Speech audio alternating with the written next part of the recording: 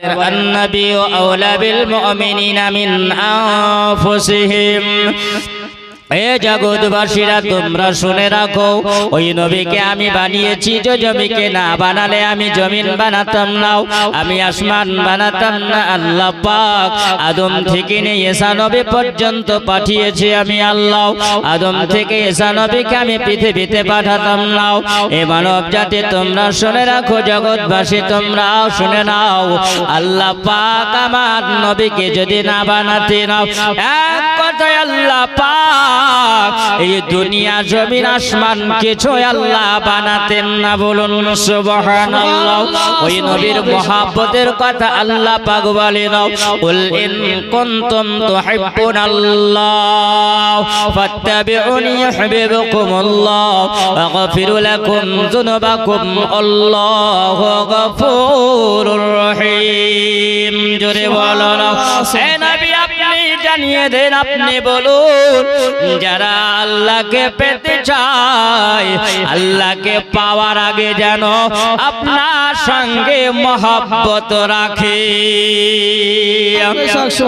আপনার সঙ্গে যদি তারা মহব্বত করে নাই আল্লাহ পাকের মহব্বত হয়ে যাবে আপনার সঙ্গে যারা প্রেম করে নেবে আল্লাহর সঙ্গে প্রেম হয়ে যাবে আর যদি তাদের প্রেম হয়ে যায় আল্লাহ বলেন আমি তাদের পিছনের গুনাহ আমি আল্লাহ মাফ করে দিই জোরে বলুন আমি আল্লাহ শুধু মাফ করি না গফুরুর রহিম আল্লাহ বলে ওই বান্দাকে আমি ক্ষমাও করে দিই বলুন সুবহানাল্লাহ এ আমার সোনা বাণীকে রাম্মাদিরাও একটু খেয়াল করে শুনবেন মনোযোগ দিয়ে শুনে যাবেন ওই নবী বলা যদি আমরা হতে পারি বাবা তাহলে আমাদের জীবন ভালো হবে শুধু জীবন নয় এহ জগৎ ভালো হবে আপনার কবর ভালো হবে আপনার হাসর ভালো হবে মিজান ভালো হবে ফুলসেরাত ভালো হবে আপনি সোজা নবীর মহব্বতে আল্লাহ পাক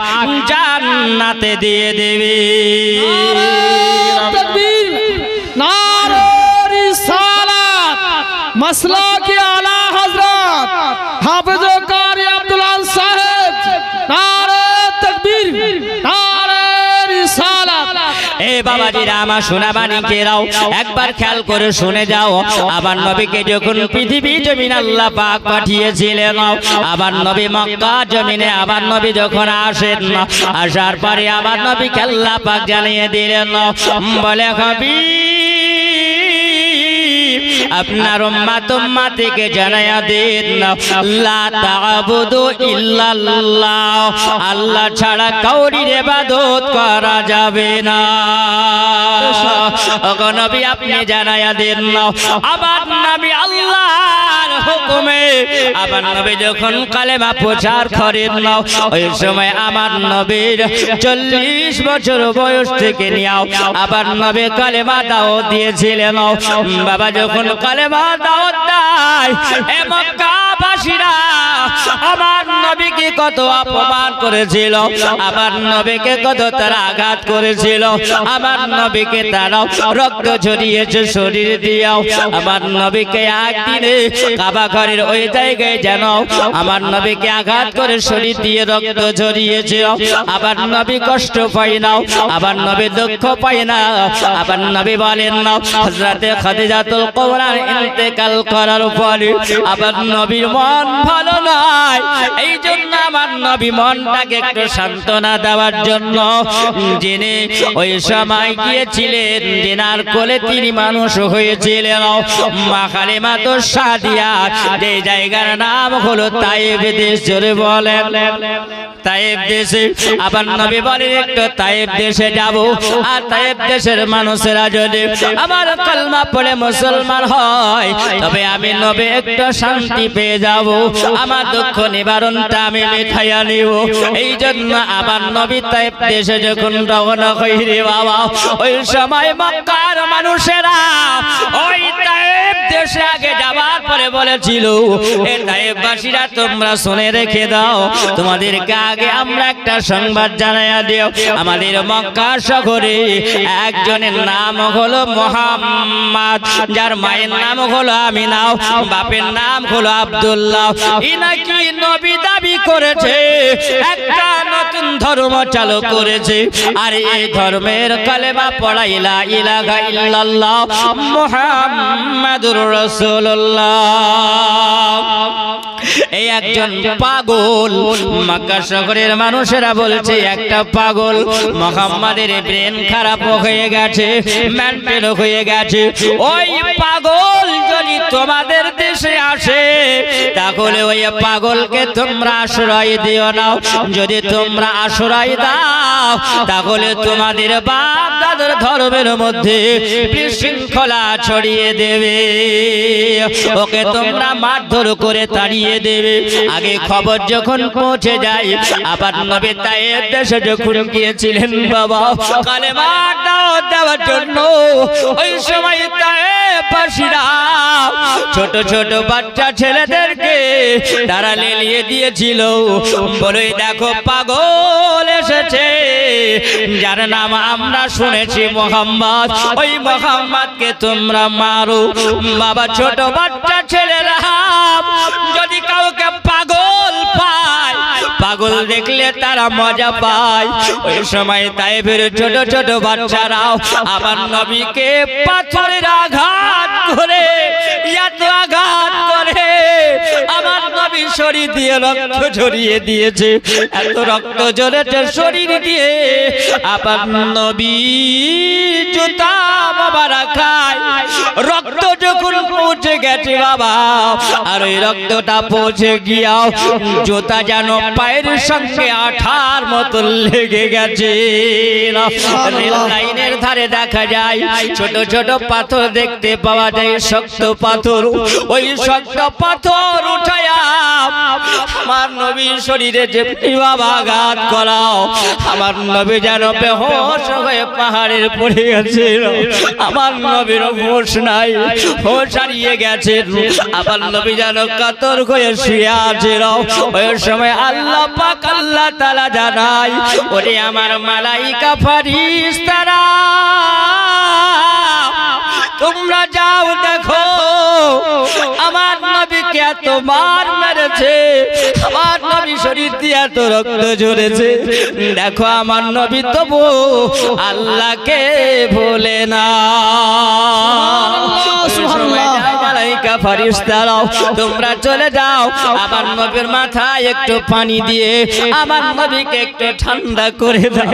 তোমরা যাও, আল্লাহ পাকের ফেরেশতারা আমার নবীর মাথা মোবারকের সম্মুখে আসার পরে আমার নবীকে বলে, আসসালাতু ওয়াসসালামু আলাইকা ইয়া রাসূলুল্লাহ, আসসালাতু ওয়াসসালামু আলাইকা হাবিবাল্লাহ। ওগো দয়ার নবী, আপনার খিদমতে এসে হাজির হয়েছে, আপনি বলুন আপনি কি সাহায্য চান, তাহলে আপনাকে আমরা সাহায্য করব। আমার নবী বলেন, ও মালাইকা ফেরেশতারা আমার সাহায্য লাগবে না। ওই সময় ফেরেশতারা আমার নবীর মাথা মোবারক আসার পরে তারা পানি ঢেলে ঢেলে আবার নবীকে সুস্থ করেছিলেন। ফেরেশতারা বলেন, ইয়া রাসূলুল্লাহ হাবিবাল্লাহ, নবী গো আপনার কষ্ট আমরা সহ্য করতে পারি না। ওগো নবী, আপনি যে এত মায়ার নবী গো, আপনি কাউরির জন্য বদদোয়া করেন না। আবার নবীকে বলে, ইয়া রাসূলুল্লাহ নবী গো আপনি যদি এখন বলে তাহলে এই পাহাড় কি আমরা তুলে নিয়ে গিয়া তায়েব বাসীর উপরে আমরা চাপায়া দিব, আমরা তায়েফবাসীকে রাখবো না, তুলার মতন পিষে দেব। নবী আপনি একবার হুকুম করে নাও। আবার নবী বলছেন, ও মালাইকা ফারিস্তারা, আল্লাহ পাক আমার নামের পাশে আল্লাহ একটা সার্টিফিকেট দিয়েছেন, জোরে বলো সুবহানাল্লাহ, সুবহানাল্লাহ। আবার নবী বলেন, আমাকে যে সার্টিফিকেটটা দেওয়া হয়েছে, আল্লাহ পাকের কোরআন ওঠান, আল্লাহ পাকের কোরআন বলতে আছেন, ওয়ামা আরসালনাকা ইল্লা রাহমাতাল লিল আলামিন, জোরে বলুন। আবার নবী বলেন, ওরে মালাইকা ফারিস্তারা, এই মুহাম্মাদের পাশে আল্লাহ পাক এমন একটা সার্টিফিকেট দিয়েছেন, আল্লাহ আমাকে রহমত করে পাঠিয়েছে। ওরে মালাইকা ফারিস্তারা, তোমাদের সাহায্য লাগবে না, তোমরা আপন আপন কাজে তোমরা চলে যাও, আপন আপন কাজে তোমরা ব্যস্ত হয়ে যাও। ফারিস্তারা বলে, ওগো রহমাতাল লিল আলামিন, আমরা আদম থেকে নিয়া ঈসা নবী পর্যন্ত আমরা দেখেছি, কিন্তু আপনার মতন নবী দেখিনি। ইয়া রাসূলুল্লাহ, আপনি যে এত মায়ার নবী গো। আবার নবী বলছে, মালাইকা ফারিস্তারা, তোমরা যদি আজকে তায়েফবাসীর উপরে তোমরা পাথর চাপিয়ে দাও, তায়েফবাসীরা মারা যাবে, আমি নবী এতে খুশি হব না। এই জন্য আমি নবী খুশি নয়। যারা আমাকে পাগল বলেছে, যারা আমাকে আজকে পাগল বলে পাথর যারা মেরেছে, তারা আমাকে তো চিনতে পারে না। বলো, তারা ভুল করেছে, আমি নবী এই জন্য তোমাদেরকে পাথর চড়তে মানা করলাম। এই জন্য ছোট ছোট বাচ্চারা যারা আছে, ভবিষ্যতে যদি তারা কলমা পড়ে, আমার উম্মতি বেড়ে যাবে। এর নাম হলো রাহমাতাল লিল আলামিন। আবার নবী যখন বাবা পাথরের আঘাত খেয়ে নবী আমার আপন বাড়ির দিকে যখন পদার্পণ করে, মক্কা শহরে যখন আসে, মক্কার মানুষেরা বলে, ওগো মুহাম্মদ, তুমি কোন জায়গা গিয়ে তুমি শান্তি পাবে না, তোমার ধর্ম কোথাও প্রচার হবে না। আমার আল্লাহ পাক বলেন, হাবিব, আজকে মক্কার মানুষরা তোমাকে নিয়ে কত মজা করে, আজকে বলো তুমি এক নয় তুই নয়। আজকে দেখা গেল আমার নবী যেন ৪৭টা বছর আবার নবী ওই মক্কা নগরে আছে, জোরে বলেন সুবহানাল্লাহ, সুবহানাল্লাহ। আল্লাহ পাক আবার নবীকে হুকুম করেছিলেন, নবী গো, আর মক্কা শহরে আপনাকে থাকতে হবে না, আপনার জন্য আমি আল্লাহ হুকুম করিলাম, আপনি চলে যাবেন মদিনা, জোরে বলুন সুবহানাল্লাহ। ওগো নবী, আপনার জন্য আপনার নানার বাড়ি দেশটাকে আপনার জন্য আমি ভালো যত্ন করে রেখেছি, আপনি ওখানে যাবেন, আপনি শান্তিতে থাকবেন, আপনি ভালো থাকবেন, পরকালীন জীবন আপনার ভালো হয়ে যাবে। আর ওই দেশের মানুষেরা এত ভালো, ওই দেশের মানুষেরা আপনাকে যদি পায়, তাহলে তারা আদর করবে, যত্ন করবে। আমার নবী বলেন, আল্লাহ পাক যে দেশের কথা আপনি আমাকে বলে, ওগো আল্লাহ তাআলা, ওই দেশটা তো আমার কাছে পছন্দ নয়। কেন পছন্দ নয়? ওই যে আকিয়া শেখ নগরের কথাও আবার নবী বলেন, আল্লাহ পাক আমার এই জন্য আমার দুঃখ আসে ওই দেশের কথাটা শুনলে পারে। ওই মদিনা যখন আমার আব্বা মুলকের সামনে যায়, আর মুলকের সামনে যাওয়ার পরে আমার নানার দেশে থাকার পর ওই নিষ্ঠুর দেশ থেকে আমার আব্বা ফিরে আসে না। আল্লাহ পাক এই জন্য আমার পছন্দ নয়। আমি আমার মায়ের সঙ্গে যখন আমার 6 বছর বয়স, ওই সবাই আমার মাকে নিয়ে আমি নানার দেশে গিয়েছিলাম। আর নানার দেশে যাবার পরে ওই সময় আসার পথে আমার মা জননী আম্মা আমিনাকে আমি হারিয়েছিলাম।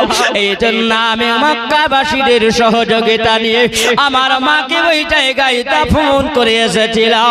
চিরজীবনের মতন তাকে কবরস্থ করে এসেছিলাম। আল্লাহ পাক এই জন্য আমার ওই নিষ্ঠুর দেশটা আমার পছন্দ নয়। জোরে বলেন আল্লাহ বলেন, ওগো আমার নবী, ওগো আমার হাবিবুল্লাহ, আপনার পছন্দ নয়, কিন্তু ওই দেশের মানুষের জন্য আমি যে সিদ্ধান্ত করে রেখেছি, আমি ওই মদিনা দেশটাকে আপনার জন্য আরামের জন্য বানিয়েছি। জোরে বলো না। সারা দুনিয়ার মানুষের জায়গা হবে আপন আপন স্থান, আর আমি আল্লাহ পাক ওই মদিনা শহরকে বানিয়েছি তোমার উম্মত উম্মতির জন্য কলিজা।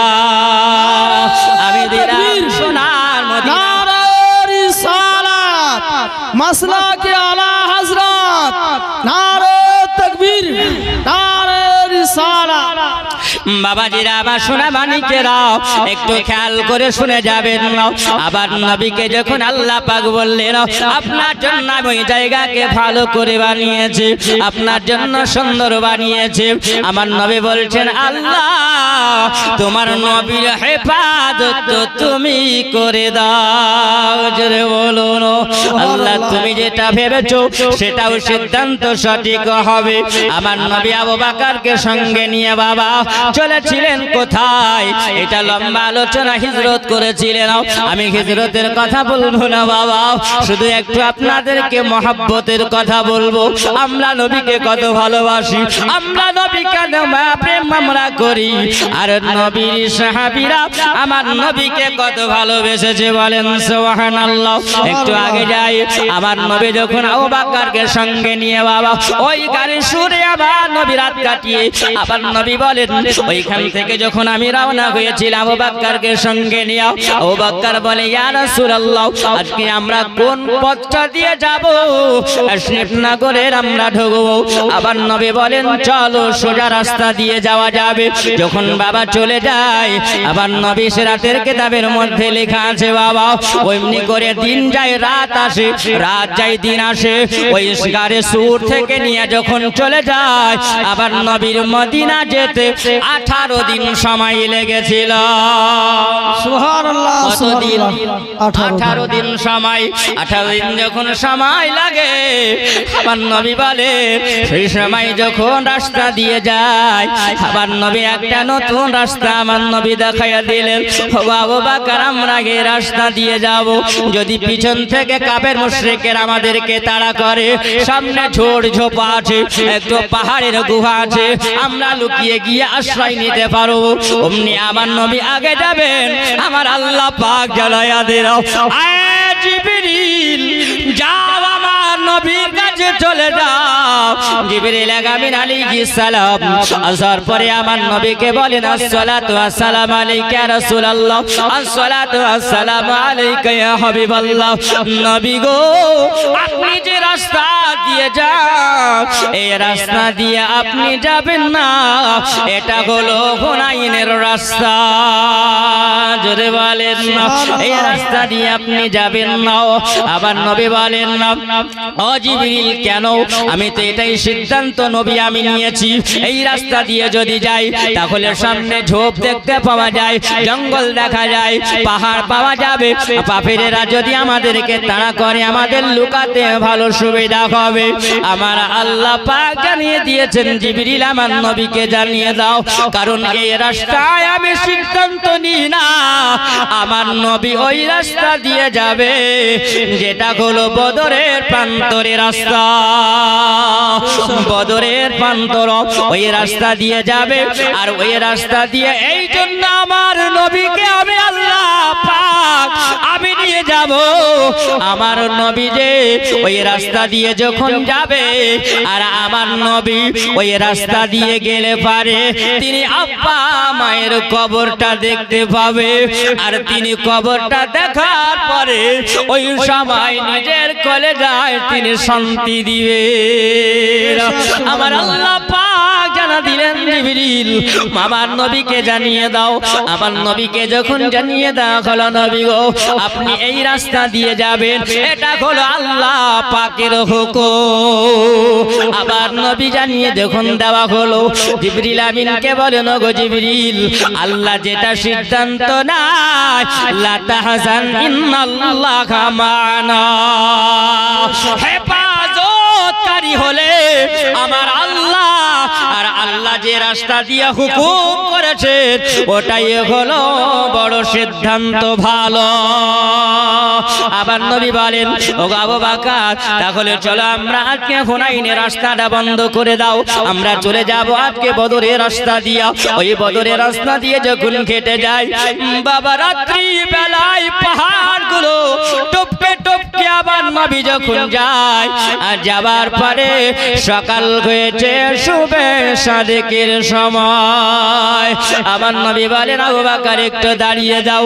ওই জায়গায় যখন দাঁড়িয়ে গেল বাবা, আরে যেমনি দাঁড়িয়ে যাবা যখন দেখা যায় হালকা হালকা যেন দিনের মতন দেখতে পাওয়া যায় ভোর হয়েছে। আমার নবী বলছেন আবু বকর এটা কি সেই জায়গা? তুমি বলো ওই জায়গা যেটা হলো আবওয়া নামক জায়গা। আবু বকর মাঝে মাঝে মক্কা থেকে ব্যবসা যখন করতে যেতেন বাবা, ওই রাস্তা দিয়ে তিনি যেতেন, ওনার একটু ভালো চিনা জানা রাস্তা ছিল। উনি বলেন হ্যাঁ ইয়া রাসূলুল্লাহ নবী গো ওইটা হলো ওই রাস্তা আবওয়া নামক জায়গা। এই জায়গায় বাবলা গাছ আছে, মাঝে মাঝে খেজুর গাছও আছে, মরুভূমি প্রান্তটা দেখতে পাওয়া যায়। আমার নবী যেমন চতুর্দিকে ঘুরতে ঘুরতে বাবা আমার নবী দেখতে পায় যেন ওই জায়গায় একটা বালির ঢিবি দেখতে পাওয়া যায়। উঁচু নগরের বালুর ঢিবিটা যখন দেখে আমার নবী যেন অজন্য কাঁদতে আরম্ভ করেছে। আমার নবীর চোখ দিয়ে পানি ঝরে যায়, আমার নবী যেন কাঁদতে আছেন না। আবার নবী বলেন আবু বকর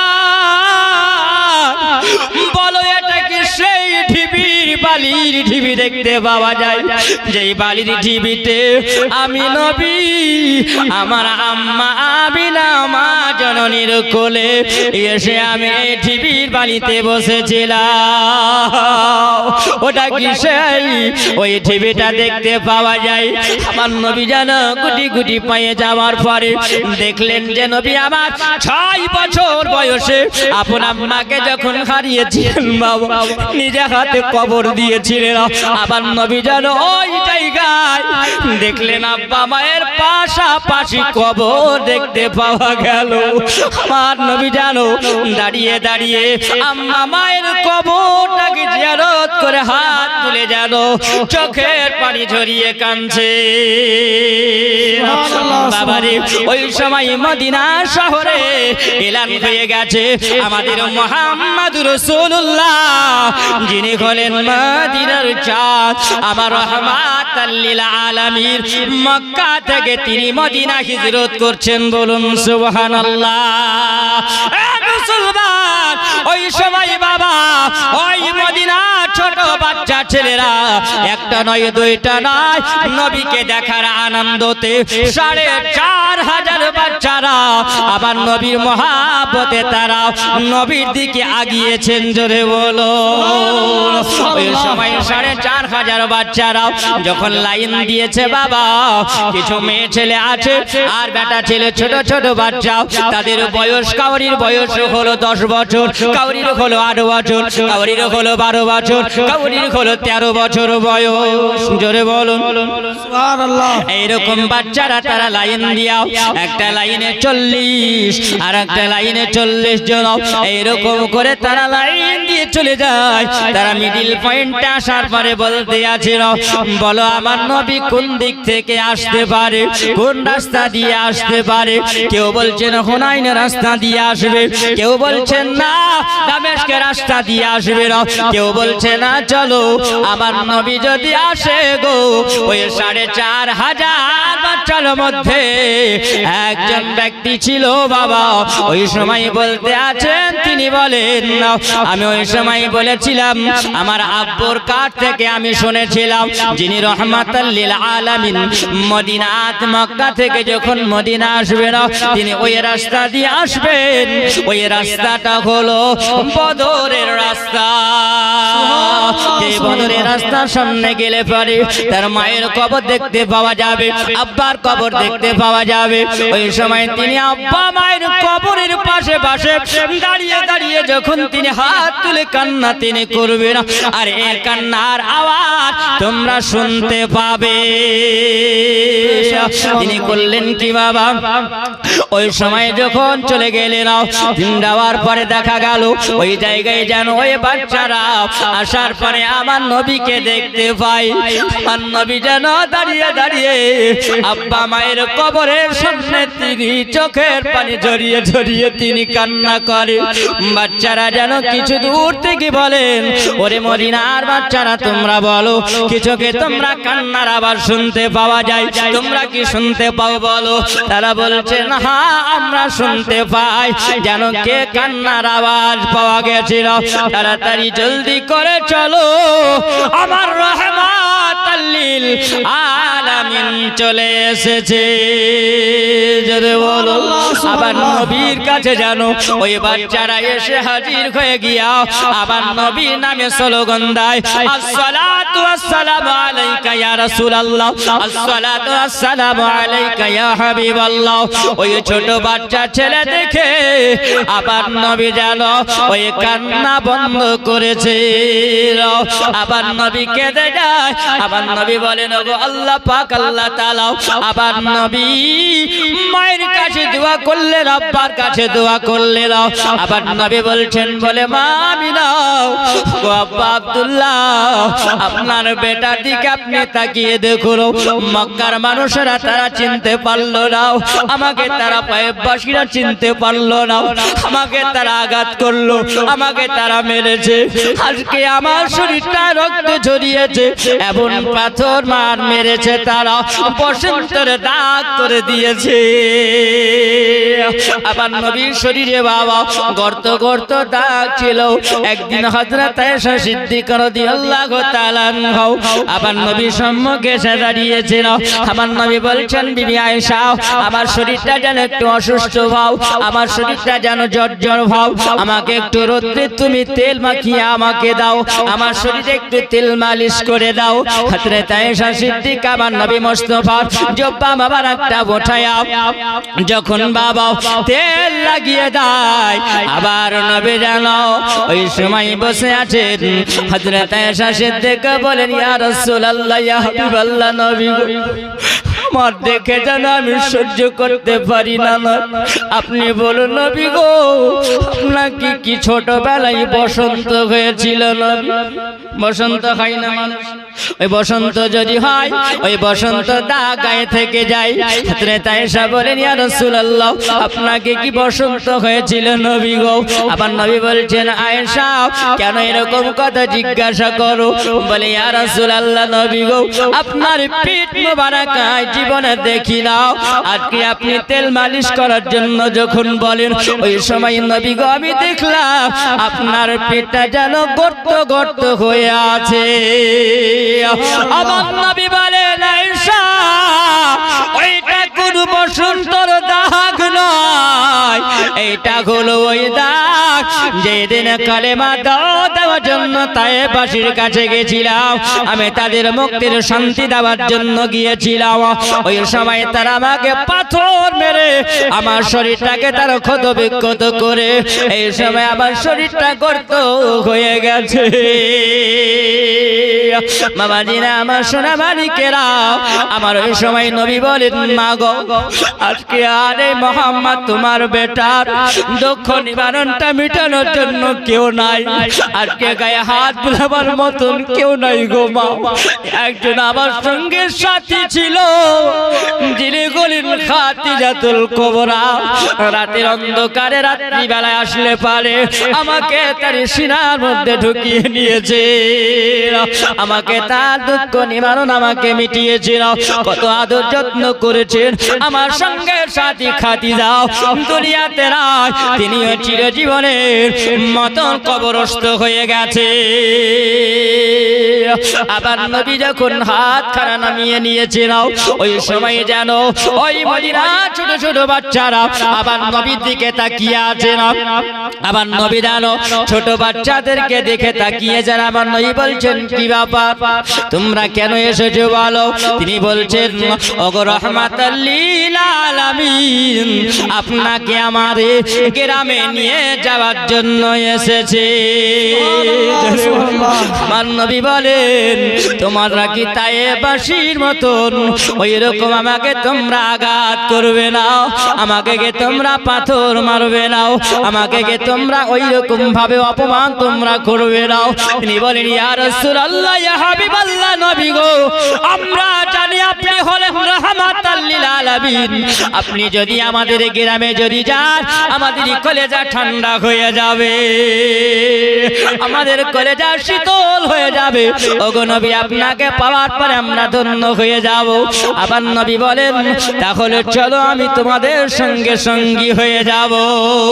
ওই সময় আমার নবী যখন যান, যাওয়ার আগে যেন ওই সময় একটা 13 বছরের সন্তান, 13 বছরের ছেলে, যার নাম হলো আবু হুযায়ফা রাদিয়াল্লাহু তাআলা আনহু, তিনি ওই সময় যেন দাঁড়িয়ে বলেন, ইয়া রাসূলুল্লাহ, নবী গো, আপনার সঙ্গে একটু ওয়াদা করব। ওগো নবী, আপনাকে ওয়াদা করতে হবে, কিছু কথা বলবো। নবী বলছেন, তুমি এত ছোট বাচ্চা ছেলে, বলো কি আমাকে তুমি বলবে? মাত্র তোমার বয়স হলো 13 বছর বয়স। তিনি বলেন, ইয়া রাসূলুল্লাহ, আপনি কথা দেন, আমাদের দেখা গেল এই মদিনার পাশাপাশি বর্ডারে আপনার আব্বার আর মায়ের কবর আছে, আমরা এতে ধন্য হয়েছে। জোরে বলো যে আমিনা এই জায়গাতে শুয়ে আছেন, যে আব্দুল্লাহ আপনার আব্বা জান শুয়ে আছেন না, আপনি আমাদেরকে কোনোদিন ছেড়ে অন্য দেশে যাবেন না। জোরে বলেন। ছোট বাচ্চা ছেলে বলছে না। ওই সময় নবী আমার বলে, ওরে আমার সোনামানি, তুমি এইরকম কথা কেন বলো? তিনি বলছেন, হুজুর, যদি আপনি আমাদেরকে ছেড়ে যদি অন্য দেশে চলে যান, আমরা কলেজা ফেটে মারা যাব, আমরা বেঁচে থাকতে পারবো না নবী গো। আবার নবী বলেন, আই বাবা, এত সুন্দর কথা তায়েবাসীর ছেলের মুখ থেকে আমি শুনি নাই। তুমি নবীকে এত ভালোবাসো, এসো বাবা একটু কোলে নিয়ে আমি তোমাকে আদর করে নি। আবার নবী যখন নাবার পরে বাবা ওই সময় আদর করে বললে, চলো চলে যাব। ওই মদিনা যখন যাই, মদিনা যাবার পরে সর্বপ্রথমে আমার নবী মসজিদ বানিয়েছিলেন, যেই মসজিদটার নাম কি? নাম যে মসজিদ বানিয়েছিলেন সর্বপ্রথমে মদিনায়, ওই মসজিদের নাম কি জানেন আপনারা? সুবহানাল্লাহ। ইয়া তো জীবনী শুনে তবু আমাদের পেট ভরে না, কিন্তু মনেও থাকে না। থাকে জি, সুবহানাল্লাহ। সর্বপ্রথম মসজিদ বানিয়েছিলেন মসজিদে কুবা। জোরে বলেন সুবহানাল্লাহ। মনে রাখবেন, মসজিদে কুবা। তারপরে কিছুদিন কুবা মসজিদে আবার নবী নামাজ আদায় করার পরে থাকার পরে দ্বিতীয় মসজিদ বানিয়েছিলেন। সেই মসজিদটার নাম কি জোরে বলুন? জানেন না? জি জি, সুবহানাল্লাহ। সেই মসজিদে হলো মসজিদে নববী। জোরে বলেন সুবহানাল্লাহ। কি নাম? মসজিদে নববী, হাদিসে বলে মসজিদে নববী দেখেছি না, আমার নবী বলেছেন ওই মসজিদে নববীতে যে ব্যক্তি 2 রাকাত নামাজ পড়ে নিতে পারবে, নবী বলেছেন 50,000 রাকাতের নামাজের তার আমল নামাতে দেওয়া হবে। বেশক সুবহানাল্লাহ। তোমরা জান্নাতে নামাজ পড়তে চাও, আর নবী বলছেন জান্নাতে নামাজ যদি পড়তে হয় তাহলে মসজিদে নববীতে পড়ে নাও। জোরে বলে সুবহানাল্লাহ। যে নবী আমার নিজে হাতে সাহাবীদেরকে নিয়ে বানিয়েছিলেন, তখন খেজুর গাছের ডাল দিয়ে পাতা দিয়ে ছাদ করে রেখেছিলেন, বেড়া দিয়ে নবী আমার মসজিদে নববী তিনি বানিয়েছিলেন। আর ওই মসজিদে নববীতে সুবহানাল্লাহ নবী আমার খুতবা দিচ্ছেন সাহাবীদেরকে নিয়ে খুতবা দিচ্ছেন। 13 বছরের সন্তান আবু হুযায়ফা রাদিয়াল্লাহু তাআলা আনহু, তিনি যখন নবীর হাতে হাত দিয়ে কলমা পড়ে মুসলমান হয়ে গেছেন, তো সুবহানাল্লাহ একটা দিনের জন্য নামাজ কাজা করে না। জোরে বলে সুবহানাল্লাহ সুবহানাল্লাহ। আর আমরা সুযোগ পেলে কিন্তু ছাড়ি না, নাকি জীবনী শোনার নামই তো মুসলমান নয়। যেই ব্যক্তি আল্লাহ আল্লাহ রসুলের আদর্শটা নিয়ে চলে এরই নাম হলো মুসলমান, এরই নাম হলো মুসলমান। নামাজ কাজা করার নাম মুসলমান নয়। জি বাপ, সুবহানাল্লাহ। আগে আসুন, আমার নবী মুস্তাফা সাল্লাল্লাহু আলাইহি ওয়াসাল্লাম খুতবা দিচ্ছেন, আর ওই সময় যখন খুতবা দেয় দেখছেন এক ঘোড়ার সওয়ারি, ঘোড়ার উপরে সওয়ার হয়ে তিনি চলে আসছেন। আবার নবী আসার পর আমার নবীর কাছে একটা চিঠি দিয়েছেন। কি দিয়েছেন? জোরে বলেন। একটা চিঠি দিয়েছেন। চিঠিটা আমার নবী নেওয়ার পরে চিঠিটা যখন পড়লেন, তো চিঠিতে লেখা আছে যে মক্কা থেকে যে মদিনা নবী আমার এসেছে, তো কয়েকটা যুদ্ধ হয়েছিল, না হয়নি? বদর যুদ্ধ হয়েছে, খন্দকের যুদ্ধ হয়েছে, আপনার এই যুদ্ধ যখন হয় তো প্রত্যেকটা যুদ্ধতে মুসলমানেরা জয় হয়েছে। জোরে বলেন, মুসলমানেরা জয় হয়েছে। তো কাফেররা মক্কা শহরে তারা ওই সময় একটা মিটিং করেছিল যে মুহাম্মাদের ধর্মটা সত্য না আমাদের ধর্ম সত্য, আজকে তার সঙ্গে লড়াই করে আমরা আগে চলে যাব, যে পাহাড়ি এলাকার জায়গাটাকে আমরা দখল করে নেব। দেখবেন কোন উঁচু জায়গা থেকে যদি আপনি পাথর ছড়েন, পাথর যদি আঘাত করেন তো বেশি তেজ হয়, হয় না? হয় না? ওপর থেকে নিচ থেকে যখন আপনি ওপর দিকে মারবেন তো শক্তি লাগবে, লাগবে না? লাগবে না, শক্তি লাগবে। কাফের মুশরিকরা যুক্তি করে বলেছিল মুহাম্মাদের সঙ্গে আমরা একটা লড়াই করব, যুদ্ধ করব। সেটাই যুদ্ধটা হয়েছিল হুনাইনের যুদ্ধ। কিসের যুদ্ধ? হুনাইনের যুদ্ধ। এ মুসলমান, তখন তার একটা চিঠি করলো আমার নবী। চিঠিটা দেখার পরে দেখলেন ওই সময় ঘোড়ার সওয়ারিকে বলল, কিসের চিঠি বলো? বলে নবী গো, এই চিঠিতে লেখা আছে, আপনি দেখে নেন।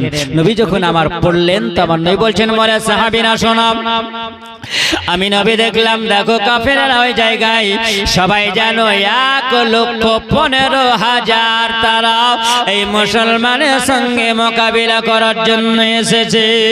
তারা আগে তাবু গেড়ে নিয়েছিল, তারা পাহাড় উঁচু এলাকাগুলো তারা দখল করে নিয়েছে। আমি মুহাম্মদ বলে একা মানুষ, আমি তাদের সঙ্গে কেমন করে মোকাবিলা করব?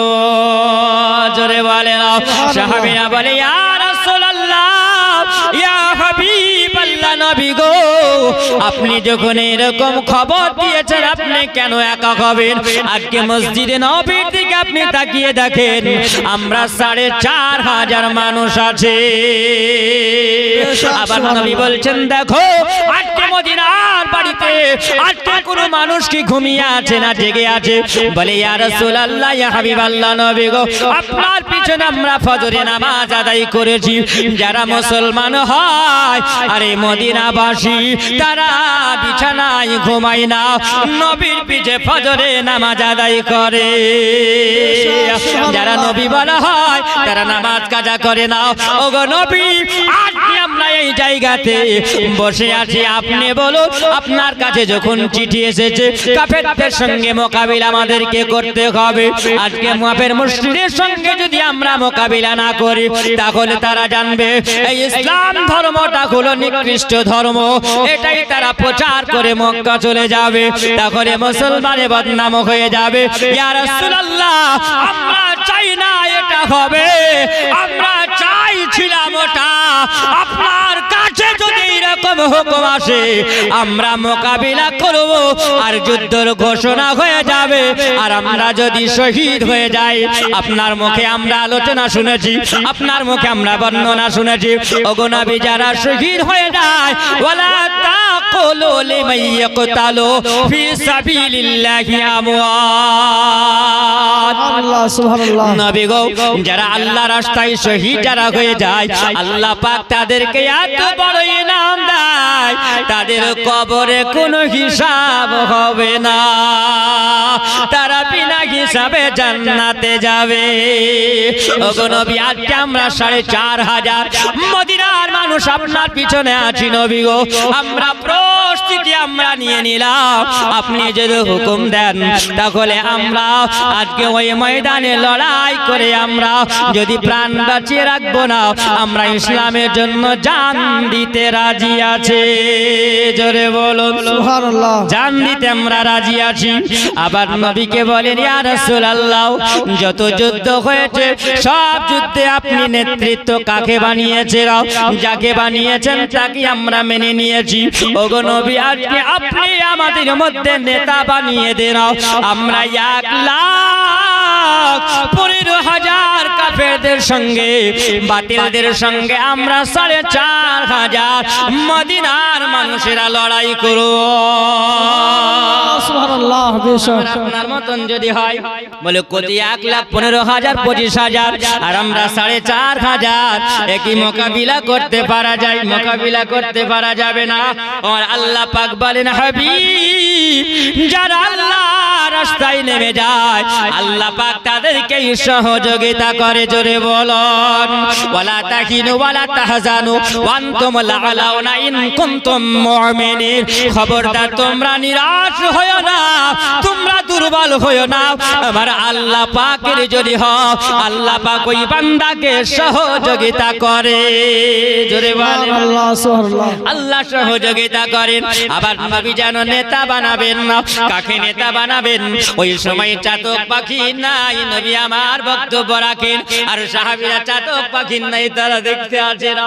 আবার নবী বলছেন তোমাদের মধ্যে আজকে নেতৃত্ব দিবে যিনি হবেন না, তার বয়স এখনো হলো ১৭ বছর বয়স। জোরে বলেন সুবহানাল্লাহ। কত বছর বয়স? ১৭ বছর বয়সের একটা জওয়ান ছেলে আজকে ৪৫০০ মানুষদেরকে নিয়ে ওই দলের মধ্যে নেতৃত্ব দিবে।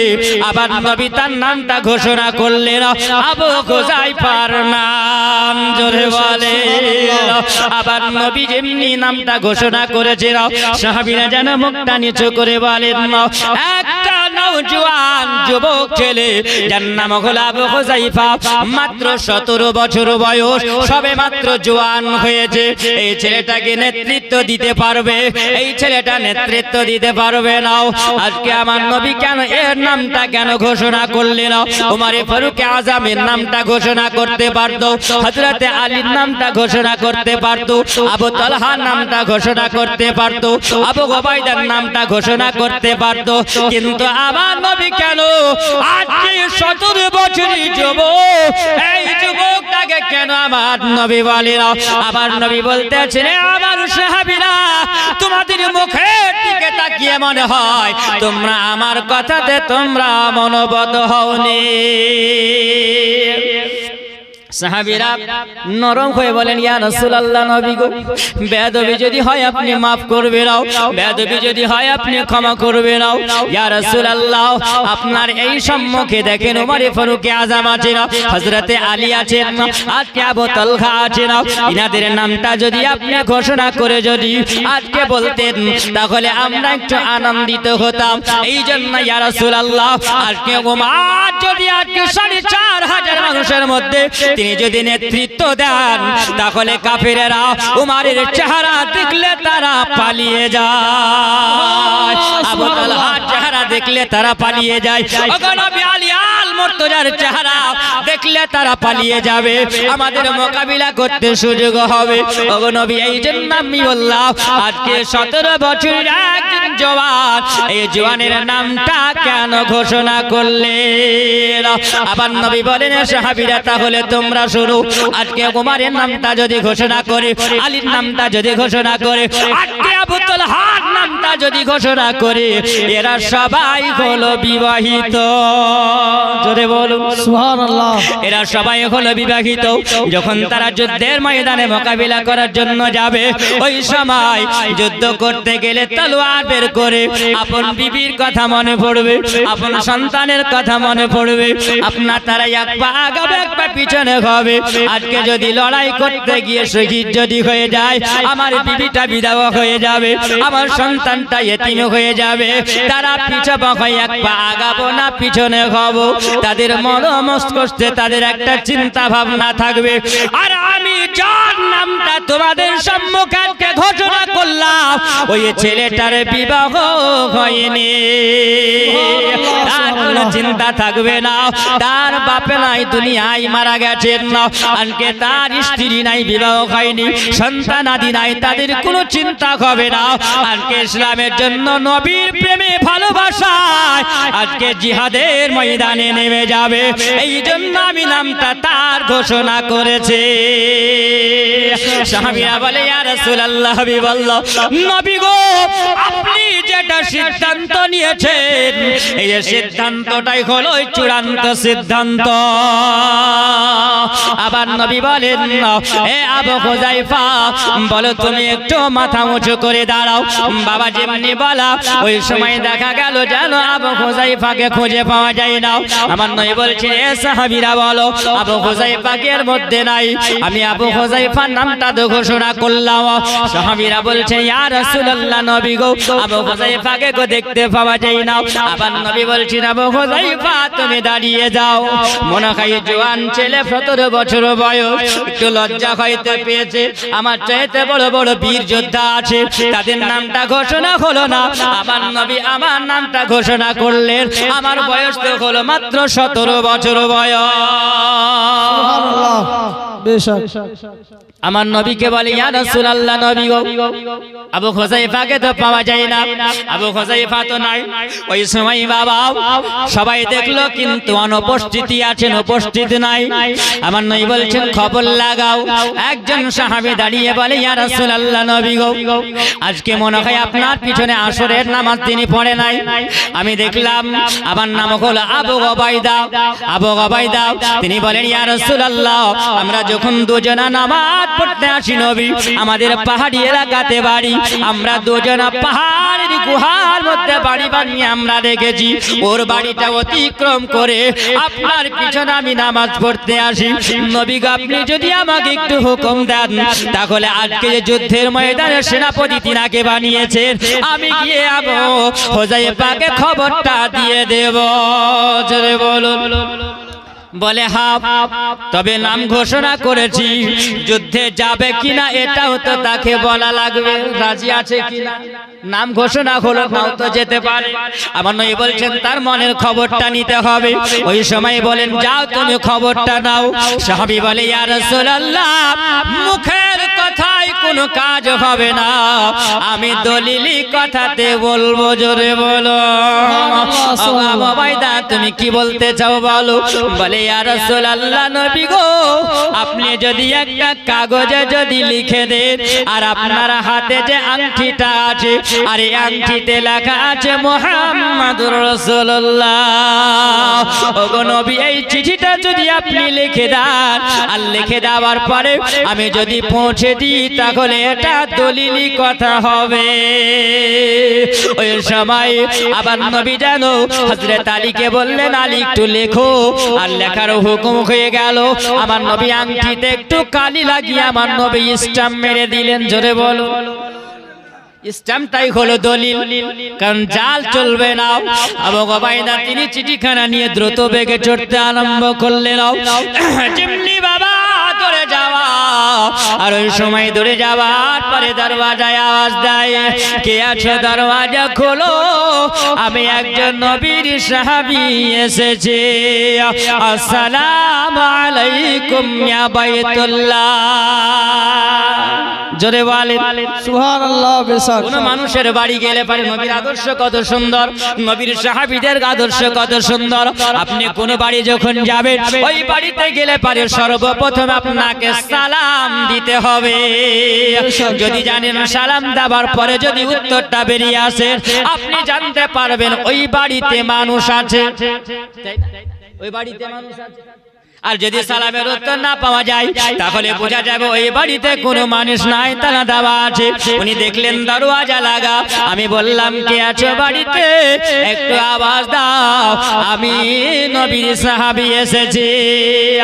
দুইবার ডাক দেওয়া হলো, সাড়া পাওয়া গেল না। তিনি আর একবার 3 নাম্বার ডাকটা দিলেন জোরে করে, কে আছো বাড়িতে, আসসালামু আলাইকুম ইয়া বাইতুল্লাহ। যেমনি বাবা বলা, একটা বৃদ্ধ মহিলা 60 বছরের বয়স, একটা ছোট লাঠি ধরে ধরে টুকটুক করে তিনি বেরিয়ে আসছেন। বলুন সুবহানাল্লাহ। বাবা বেরিয়ে আসাও, ওই সময় জিজ্ঞাসা করে, বাবা তুমি কে, তোমাকে তো আমি চিনতে পারলাম না, তুমি কেন এসেছো বলো। তিনি বলছেন, বলে মা জননী, আমি হলাম একজন নবীর সাহাবী, আপনার ছেলে আবু হুযায়ফা কোথায়, জোরে বলুন সুবহানাল্লাহ। তিনি বলছেন, বাবা তুমি কেন এসেছো। তিনি বলেন, আমি নবীর দরবার থেকে এসেছি। বলেন, আপনার ছেলেটা কোথায় গেছে না। বলছেন, বাবা রে, তোমার আসতে লেট হয়ে গেছে, তোমার দেরি হয়ে গেছে, আমার বেটা আবু হুযায়ফা আজকে বাড়িতে নাই, আমার বয়স হয়ে গেছে, আমি কাজ কাম করতে পারি না, এই জন্য আমার বেটা মার কষ্ট দেখতে পারে না, মার কষ্ট সহ্য নাই না, এই জন্য আমি বুড়ি মানুষ কতদিন সংসারে কাজ করব। আজকে আমার ছেলে কিছু বন্ধু বান্ধবকে নিয়ে ওই পাশের গ্রামে তিনি বিয়ে করতে গেছে, আর বুড়ি মাকে কাজকর্ম করতে দেবে না, এই জন্য তিনি বিবাহ করতে গেছেন। ও জানি তুমি বন্ধু মানুষ, তোমার দেরি হয়ে গেছে। বাবা ওই দেখো গ্রামটা পার করে একটা দেখতে পাওয়া যায়, ওই খেজুর গাছের বাগান দিয়ে রাস্তা আছে, ওই রাস্তাটা দিয়ে অতিক্রম করে যখন বাবা তুমি যাবা, দেখতে পাবে ওই গ্রামে একজন সুন্দরী মহিলার সঙ্গে আমার বেটা আবু হুযায়ফার বিবাহ হচ্ছে। তাড়াতাড়ি করে চলে যাও। বাবাজিরা, আমার সোনা মানিকেরা, আমার আব্বাজিরা, একবার ভালো করে শুনবেন, খেয়াল করে শুনে যান। ওই সময় তিনি যেন ঘোড়ার উপরে চেপে যাওয়ার পরে তিনি চলতে আরম্ভ করলেন। যেমনি চলে যাওয়া, তিনি খেজুর বাগান অতিক্রম করার পরে ওই জায়গাতে গিয়ে তিনি দেখতে আছেন আবু হুযায়ফা যেন বিয়ের পিঁড়িতে বসে খুতবা আরম্ভ হয়ে গেছে। যেমনি বাবা খুতবা আরম্ভ হওয়া, তিনি ওই জায়গায় দাঁড়িয়ে গেছে। একটা কচি বাচ্চা 200 টাকা দিয়েছে, যে আশাতে জিনাতে করে গেছেন গান, আল্লাহ তুমি কবুল করো পাক রহমান, জোরে বলুন আল্লাহুম্মা আমিন।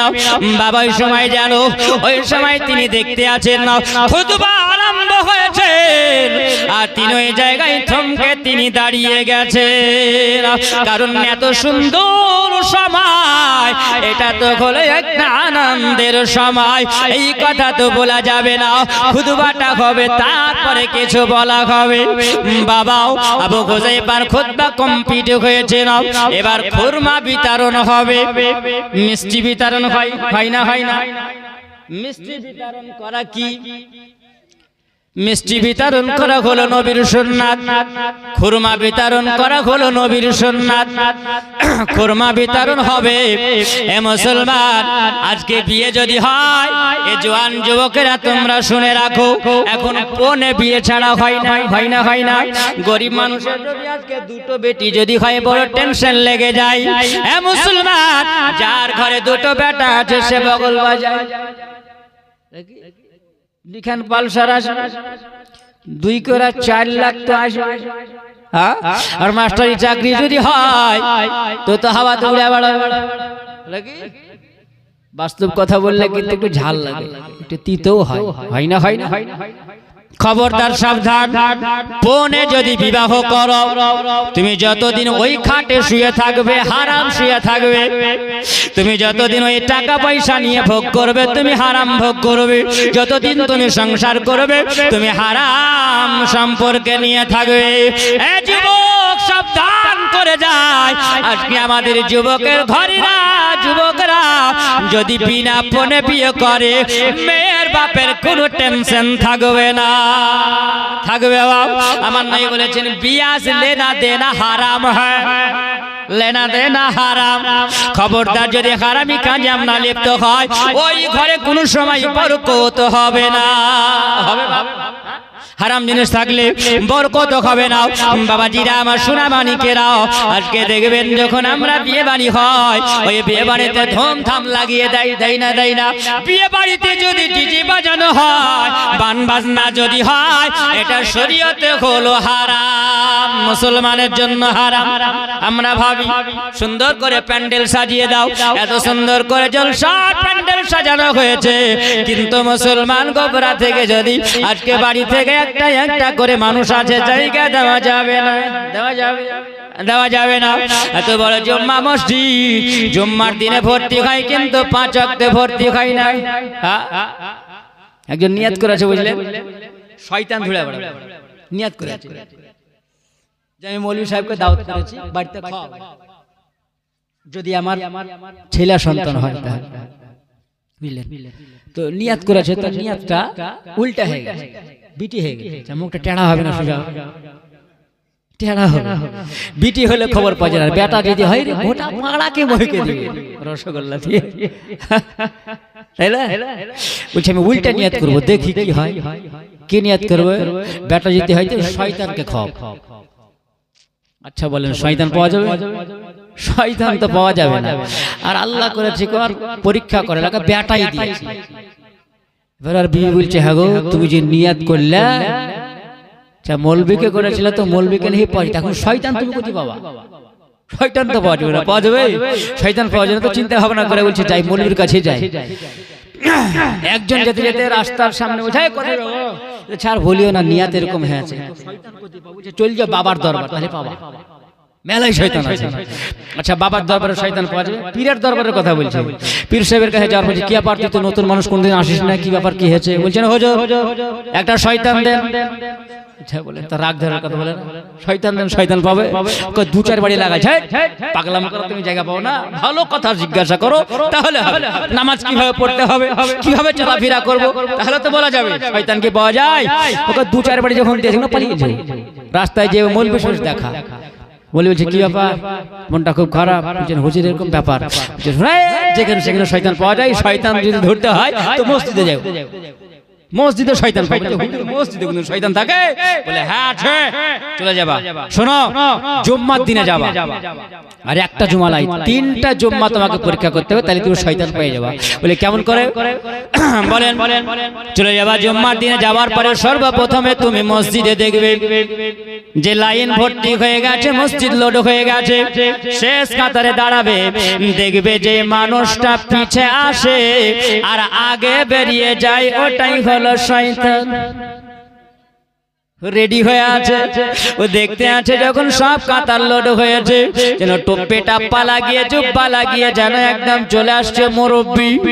দেখতে পাওয়া গেছে উনি দেখছেন ভালো করে নজর লাগিয়ে, আমারই ছোট চাচা। কি বলছে আল্লাহ, কোন কাজ হইল? এটা তো প্রথম জুম্মা, জুমাটা তো পড়ি, পড়ার পরে বললেন ওই পিছন কাতারে এসে ছোট চাচা প্রথম ঢুকে শেষে এসেছে, আর প্রথমে নারে তাকবীর।